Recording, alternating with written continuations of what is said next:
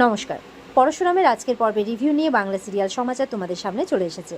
তো আজকের পর্বে রিভিউতে যেটা দেখা যাচ্ছে যে ছেলের এরকম খারাপ আচরণের জন্য স্বাভাবিক তটিনী পরশুরাম দুজন মিলেই প্রতিবাদ করছে। যেহেতু মানে ছেলের কাকিমা বলছে আর কি যে ভাত ছড়ালে কাকের অভাব হয় না, নন্দিনীর সাথে এই উদাহরণটা তুলনা দিচ্ছে। পরশুরাম বলছে আপনি একজন মেয়ে হয়ে এরকম কথা বলতে পারলেন, কি করে বলতে পারলেন, কি উদাহরণ দিচ্ছেন আপনি। তো এবার দেখছে যে খুব একটা ঝামেলা সৃষ্টি হয়ে গেছে। ওদিকে তখন আয়ুষী বলছে এসব কী হচ্ছে, তোমরা কি বিয়েটা ভাঙতে চাইছো নাকি। তখন তটিনীর মানে কাকিমা আর কি, মানে ত্রিপর্ণা আর কি, বলছে যে ওদের তো এটাই কাজ। পরশুরামকে বলছে কে তোমাকে অধিকার দিয়েছে। পরশুরাম বলছে আমার অধিকার আছে, আর এই অধিকারটা আমাকে আমার শ্বশুরমশাই শাশুড়িমাই দিয়েছেন। এবার তো ছেলের কাকিমা বলছে না না, এখানে বিয়ে দেওয়া যাবে না, এই বাড়িতে বিয়ে দেওয়া যাবে না, এই চলো চলো বরকে নিয়ে চলো চলো, এরকমভাবে বলছে। তো ছেলের বোন বলছে দাঁড়াও, তুমি কি বলছো তখন থেকে, বলো তো কেন এরকম কথা বলছো। তো ছেলের কাকিমা কাকু কিছুতেই শুনবে না। তো তখন তো ছেলের বোন বারণ করছে, ছেলের বোনকেই উল্টো চুপ করে দেওয়া হচ্ছে। তো ওদিকে তখন ছেলের বাবা বলছে চিৎকার করে দাঁড়াও, অনেক হয়েছে, এই বিয়েটা হবে। তো বলছে আমি ক্ষমা চাইছি ছেলের হয়ে, সবার হয়ে আমি ক্ষমা চাইছি, এই বিয়েটা হবে। আর ছেলেকে বলছে ওই গলার হারটা, মানে বলরামের দেওয়া হারটা যে খুলে নিয়েছে, তো বলছে ওটা তুমি পরিয়ে দাও। বলছে কি বলছো এটা, বলে হ্যাঁ পরিয়ে দাও। তখন তটিনী বলছে নাও, বাবার পারমিশন তো পেয়ে গেছো।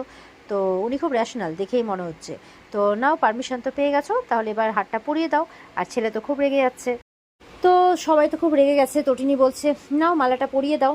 আর কোনো বিয়ের ছাদনাতলাতে এরকম নাটক হয়েছে বলে তো আমি শুনিনি। সত্যি মানে খুব বাজে ব্যাপারটা, আনফর্চুনেটলি এখানে যা ঘটলো। তুমি মানে এখনকার দিনের ছেলে হয়ে এরকমটা যে করতে পারো, আমি জাস্ট ভাবতেও পারছি না। আমি ভাবতে পারছি না এই জিনিসটা আমাদের এখানে হয়ে গেল এরকমভাবে, এইভাবে বলছে। এবার তো ছেলে বলছে যে এই এই মেয়ের এই ছেলেটার সাথে রিলেশন ছিল, বলরামের কথা বলছে। আমি কনফার্ম যে ওদের মধ্যে ভাব ভালোবাসা ছিল। নন্দিনী কিন্তু এসব আর সহ্য করতে পারছে না। নন্দিনী কেন, কারোরই পছন্দ হচ্ছে না ওর কথাবার্তা। স্বাভাবিক বলরামেরও খুব খারাপ লাগছে কথাবার্তাগুলো শুনে, কারণ ও এখনও অবধি কোনো রকম খারাপ আচরণ এখনও অবধি নন্দিনীর সাথে করেইনি, বা ওকে বোঝানোর চেষ্টা করেনি যে সে তাকে ভালোবাসে। নন্দিনী তো অনেক পরে, জাস্ট বিয়ের আগেই জানতে পেরেছে বলরামের মনের কথা। তাও বুঝে নিয়েছে আর কি, বলরাম নিজের মুখে বলেনি।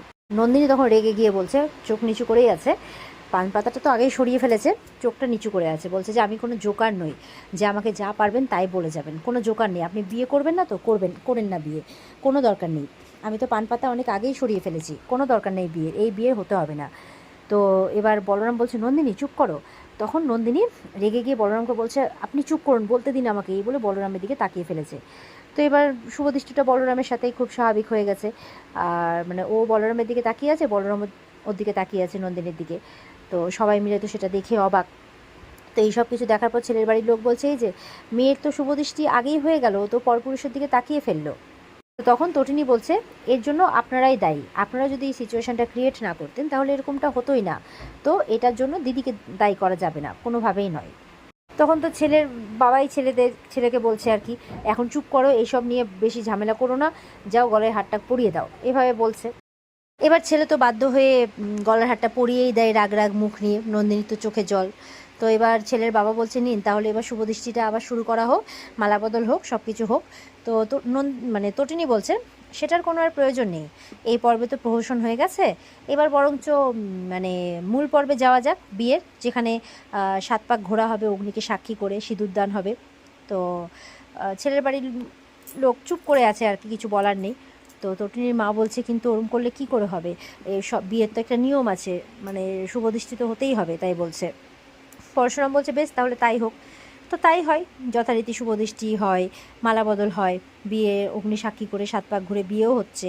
মানে ফাইনালি বিয়েটা নন্দিনীর ওই গৌরবের সাথেই হয় আর কি। আর বলরাম তো দূর থেকে দেখছে, আর বলরামের মন খারাপ, কি আর করা যাবে। পরিবারের সবার আনন্দ যে বিয়েটা শেষমেশ হচ্ছে। এবার তো মালা বদল থেকে সিঁদুর দান সবটাই হয়ে যায়। বলরামের তো চোখে জল, যখন মাথায় সিঁদুর উঠলো বলরাম কাঁদছে। পরশুরাম সামলাচ্ছে বলরামকে যে কন্ট্রোল কন্ট্রোল, যাই হোক। এবার ছেলের মা ছেলের বাবাকে ফোন করেছে যে ওখানে বিয়েটা সুসম্পন্ন হয়েছে তো, সব কিছু ঠিকঠাক তো। বলে হ্যাঁ চিন্তা করো না, সব কিছু ঠিক আছে। প্রথমে তো তোমার ছেলে, তোমার মানে কি বলবো দেওর, তারপরে মানে কি বলবো তার বউ, সবাই মিলে অশান্তি করছিল, বিয়েটা তো প্রায় ভাঙার মুখেই ছিল।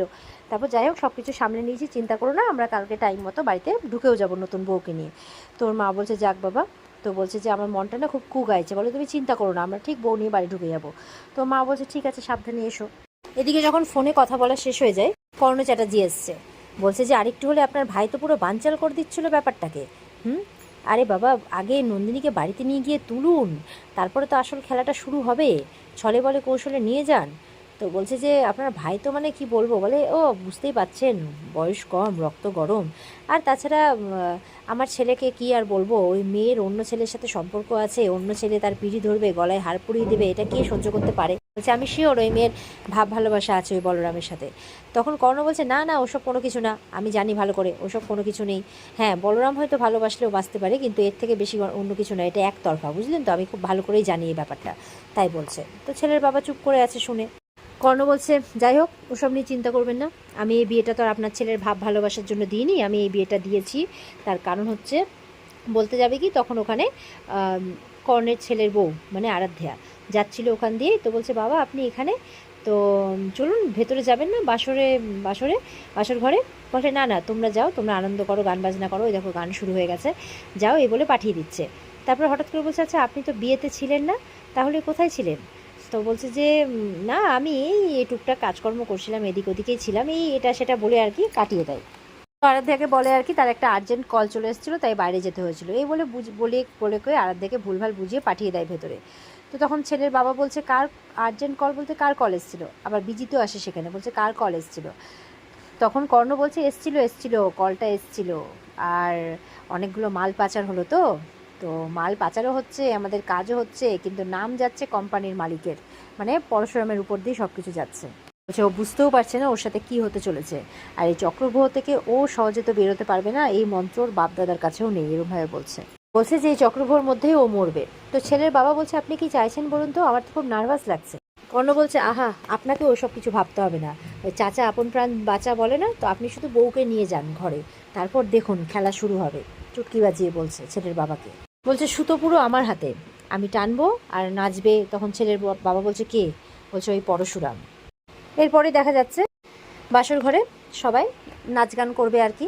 তো রেডি হয়ে গেছে, পুরো পরিবারই আছে ওখানে, ছোটরা সবাই আছে, সবাই যাদের মানে সব প্রত্যেক বোনরা আছে, তাদের জামাইরা আছে। তো মাঝখানে বসে আছে নন্দিনীর বর, সবাই আছে ওখানে। তো সবাই মিলে নাচ গান করছে, এক একজনকে রিকোয়েস্ট করছে নাচ করার জন্য। প্রথমে প্রাচী আর প্রার্থনা, তারা নাচ করে, তো সবাই মিলে বেশ ব্যাপারটাকে এনজয় করছে। তারপরেই বলা হয় ভূমিকা আর বাবিনকে জোর করা হয় নাচ করার জন্য, বলে আচ্ছা আচ্ছা ঠিক আছে ঠিক আছে, এই বলে এবার তারা নেমে পড়ে। এবার তাদের নাচের পর যখন তাদের নাচ শেষ হয়ে যায়, প্রত্যেকের পারফরমেন্সকে এনজয় করছে। তারপরে আরাধ্যাকে বলছে যে এবার আরাধ্যা আর কবি, তারা মিলে এবার নাচ গান করতে শুরু করে, আর সবাই যথারীতি ব্যাপারটাকে খুব এনজয় করছে।